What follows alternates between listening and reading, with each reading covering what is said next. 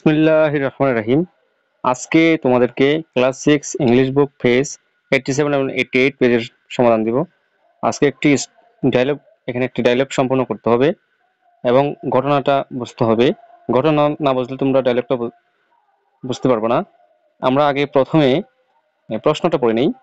Now read the following conversation in first groups complete it with appropriate words expression. Practice the conversation in pairs and later act it out in front of the class. Bangla হবে জোড়ার দলে পরে, এখানে দেখো জোড়ায় বা দলে পরের কথোপকথনটি পড়ো, সঠিক শব্দ অভিব্যক্তি দিয়ে শূন্যস্থানগুলো পূর্ণ করো, জোড়ায় আলোচনাটি অনুশীলন করো এবং পরবর্তীতে ক্লাসের সামনে তা অভিনয় করে দেখাও। তো অবশ্যই গল্পটি পড়তে হবে, দুজনের কথোপকথনটি আবার অভিনয় করে দেখাইতে হবে। আমরা এখন পিকচার সহ দেখব। এখানে দেখো স্টোরি সেটিং বলা হয়েছে, অমর 21-এ বুকফায়ার। আমরা প্রথমে গল্পটি পড়ে নিই। এখানে দেখো, one A Vrijji spring afternoon, Rakib Bangladeshi boy aged 13 meets Scott, a British boy of the same age, in the book fair. Incidentally, both are at the same book stall and are checking out the books available in that stall. এইটার বাংলা অর্থ হচ্ছে যে, এক বসন্তের বিকেলে 13 বছর বয়সী বাংলাদেশি ছেলে রাকিবের বইমেলায় একই বয়সী ব্রিটিশ ছেলের স্কটের সাথে দেখা করে ঘটনাক্রমে উভয়ই একই বইয়ের স্টলে রয়েছে এবং সেই স্টলে উপলব্ধ বইগুলি পরীক্ষা করছে। তো ওই মুভমেন্টে তারা যে এইভাবে কথা বলবে, একজন আরেকজনকে হাই হ্যালো বলবে, কথা শুরু করবে, কুশল বিনিময় করবে, সেটাই নিচে দেখানো হয়েছে এবং একটি ডায়লগ রয়েছে, এটা আমাদের সম্পূর্ণ করতে হবে। আমরা প্রথমে এখানে একটি শব্দের অর্থ আছে, সেটা একটু দেখে নিই। যেহেতু আমরা সিনজুর কাজ দিয়ে থাকি, তাহলে একটু বাড়তি অর্থ দিতে হয়। এখানে একটি শব্দ আছে ব্রিজি, এটা অর্থ বাতাস। হ্যাঁ, এখানে হচ্ছে এয়ার তো বাতাস, উইন্ড তো বাতাস, বসন্তের বাতাস বলা হয়, বসন্তের বাতাস আর কি, এটা বুঝবে তোমরা। স্প্রিং তো বসন্ত, আর ব্রিজিও তো বসন্তের বাতাস, ব্রিজিও তো বাতাস। আচ্ছা, যাই হোক, নতুন কিছু শব্দ আছে তোমাদের, এগুলো তোমাদের এই যে শব্দ অর্থগুলো বলে দিচ্ছি। বোধ তো উভয়, এই অ্যাভেলেবেল অর্থ হচ্ছে সহজলভ্যতা আর কি, সহজে যেটা পাওয়া যায়। এখন আমরা চলো কনভারসেশন কথোপকথনটি শুরু করি। এখানে কনভারসেশন অর্থাৎ ইন্ট্রোডাকশন কথোপকথন দেওয়া আছে। এখানে আমরা একে একে সবগুলো পড়তে হবে। এখানে দেখো, রাকিব হ্যালো, এই যে অর্থাৎ স্কট বলতেছে হাই, তারপর আবার রাকিব বলতেছে, এখানে দেখো, I see that you are holding a book on birds. Are you interested in wildlife?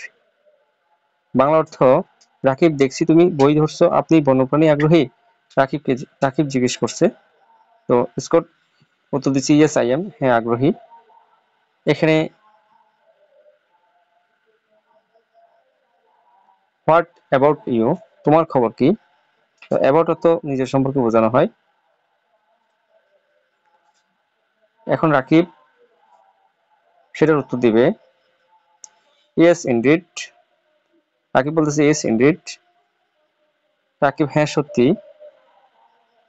That's why when I saw you with this book, I had to ask you whether you are also an animals lover. I am Rakib, by the way. Bangla অর্থটা হবে, এখানে zooming করে দেখাচ্ছি।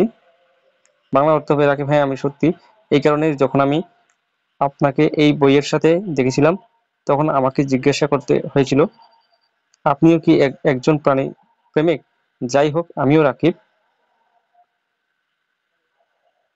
এরপর এখানে Scott উত্তর দিছে, nice to meet you. এখানে শূন্যস্থানটা পূরণ করতে হবে। তো তোমার সাথে দেখা হয়ে খুব ভালো হলো বা খুশি হলাম, সেটা বলতে পারো। রাকিব এখানে স্কটে বলছে বিষয়ের কথাটা, খালি জায়গায় হবে যে নাইস টু মিট ইউ, তোমার সাথে দেখা হয়ে খুবই খুশি হলাম। এবং মাই নেম ইজ স্কট, আমার নাম স্কট, এটা স্কটই বলতেছে। এরপর রাকিব উত্তর দিবে, রাকিবও বলবে নাইস টু মিট ইউ। তো nice to meet you Scott এটা বলবে।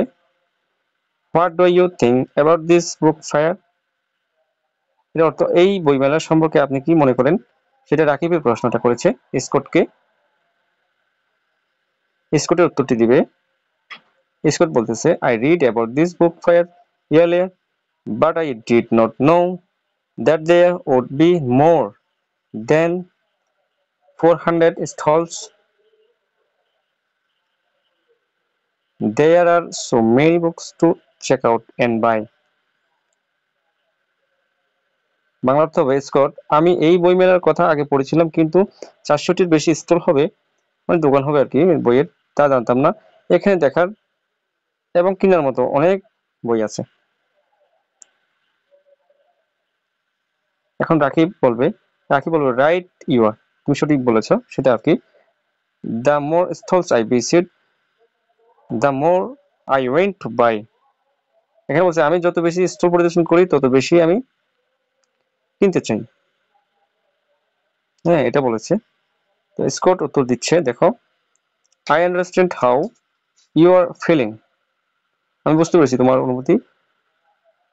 I feel the same way, আমি একই অনুভব করছি, সেটা বুঝিয়েছে। I copy of what life was the last book on my list, I will go home now and let's go together. একত্রিত হয়ে রাকিব যাইতে বলতেছে, গো টুগেদার। এখন আমরা বাংলাটা একটু জুমিং করে তোমাদেরকে দেখাবো। স্কট, আমি বুঝতে পারছি আপনি কেমন অনুভব করছেন। আমি একইভাবে মনে ভাবতেছি আর কি। বন্যপ্রাণীর একটি কবি আমার তালিকায় শেষ বই ছিল, আমি এখন বাড়ি যাব, সেটা বলেছে। এখন রাখিবে এখানে জায়গা না হওয়াতে আমরা এই লাইনটা এখানে লিখেছি। রাকিব বলতেছে, I still have a book to buy, after that I will go home. এখানে তারপরে বলতে হবে if you have no problem, অর্থাৎ যদি আপনার সমস্যা না থাকে, you can wait a little bit, কিছু সময় আপনি অপেক্ষা করতে পারেন। এটা বলা হয়েছে যে স্কটকে বলছে, রাকিব বলছে, এই রাকিবই বলেছে আমার এখন একটি বই কেনার বাকি আছে, তারপর আমি বাড়ি চলে যাব, সেটা বলেছে আর কি। কিন্তু আমি এটার অর্থ তোমাদেরকে বলে দিয়েছি, যদি আপনার সমস্যা না থাকে বা প্রবলেম না থাকে, এটার উত্তর হবে if you have no problem you can wait a little bit, কিছু সময় আপনি অপেক্ষা করতে পারেন। এখন কিছু এখানে যে শব্দটা বেশি কঠিন, যে অ্যাড্রেস হতো ঠিকানা আমরা জানি, কিন্তু অ্যাড্রেস হতো সম্বোধন বোঝাবে। বাকিগুলো ঠিক আছে। নিউ ওয়ার্ড, যেগুলো নিউ ওয়ার্ড তোমাদেরকে শিখতে হবে, সেগুলো হচ্ছে লুক ফর, এখানে হচ্ছে লুক ফর সন্ধান করুন। নিয়ার বাই কাছাকাছি, গ্রিটিংস শুভেচ্ছা, অ্যাড্রেস ঠিকানা না হয়ে হবে সম্বোধন, রিফিউজাল অর্থাৎ প্রত্যাখ্যান করা, ফ্রেন্ডলি বন্ধুত্বপূর্ণ, ইন্টারেস্টিং আকর্ষণীয়, তারপর স্ট্রেঞ্জার অপরিচিত, তারপর আছে রেসপেক্ট বলা হয়েছে, রেসপেক্ট সম্মান করা, ইউজুয়ালি সাধারণত, ইউজ টু ব্যবহৃত, কালচার সাংস্কৃতিক, কালচার ডিফারেন্স অথবা সংস্কৃতি, যেখানে দেখো কালচার ডিফারেন্স অর্থাৎ সাংস্কৃতিক পার্থক্য, ডাইরেক্টলি সরাসরি, ইনস্টিড পরিবর্তে। এই শব্দের অর্থগুলো তোমাদের অবশ্যই জানতে হবে। আমাদের ক্লাসটি কেমন হয়েছে কমেন্ট বক্সে জানিয়ে দেবো, এবং এরকম নিত্য নতুন সৃজনশীল ক্লাস পেতে আমাদের চ্যানেলটি সাবস্ক্রাইব করে রাখো। ধন্যবাদ সকলকে।